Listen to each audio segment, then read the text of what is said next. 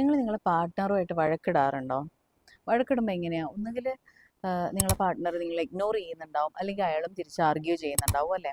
ഒരിക്കലും ചെയ്യാൻ പാടില്ലാത്ത കാര്യം എന്ന് പറയുന്നത് ഇഗ്നോർ ചെയ്യുക, അവഗണിക്കുക എന്നുള്ളതാണ്. അത് നിങ്ങൾ വിചാരിക്കുന്നതിനേക്കാളും മോശമായ ഒരു മാനസികാവസ്ഥയിലേക്ക് നിങ്ങളെ പാർട്ട്ണറെ കൊണ്ടെത്തിക്കും.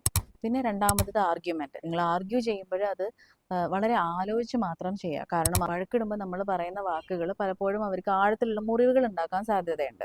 പിന്നെ മൂന്നാമതായിട്ട് ഒരിക്കലും ചെയ്യാൻ പാടില്ലാത്ത കാര്യം എന്ന് പറയുന്നത് ഇത്തരത്തിലുള്ള ഫൈറ്റ് സോൾവ് ചെയ്യാൻ വേണ്ടി ഒരു സെക്സിലേക്ക് പാർട്ട്ണറെ ഡയറക്റ്റ് ചെയ്യാൻ വേണ്ടി പലപ്പോഴും ശ്രമിക്കാറുണ്ട്. അപ്പോൾ എസ്പെഷ്യലി പുരുഷന്മാരാണ് അതിന് ശ്രമിക്കാറ്. അവരുടെ ഒരു തോട്ട് പ്രോസസ്സ് എന്ന് പറയുന്നത് ഒരു സെക്സിലൂടെ എല്ലാം നമുക്ക് സോൾവ് ചെയ്യാമെന്നാണ്. ഒരിക്കലും അങ്ങനെ ചെയ്യാതിരിക്കുക.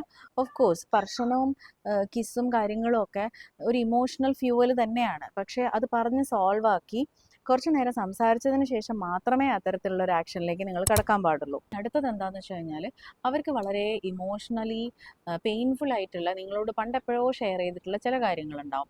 ആ കാര്യങ്ങളൊന്നും വഴക്കിൻ്റെ ഇടയ്ക്ക് എടുത്തിടാതിരിക്കുക. അപ്പോൾ വഴക്കിടുമ്പം ഇത്തരം കാര്യങ്ങളൊന്നും പ്രത്യേകം ശ്രദ്ധിക്കുക.